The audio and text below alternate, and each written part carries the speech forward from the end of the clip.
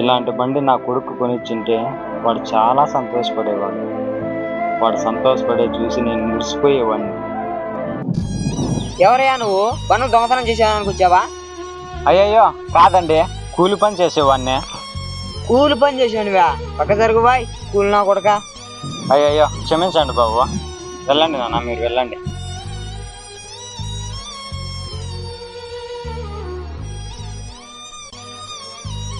బండికి సతీబ్బా.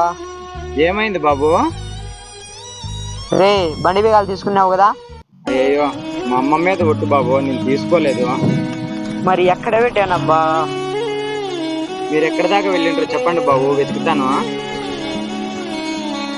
అక్కడ దాకా వెళ్ళానన్నా.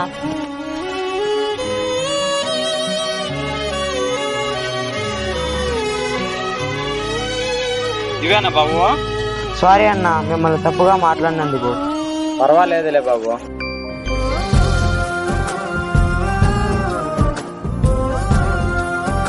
ఎక్కడైనా కానీ తెలియకుండా నోరు జారద్దు నాన్న.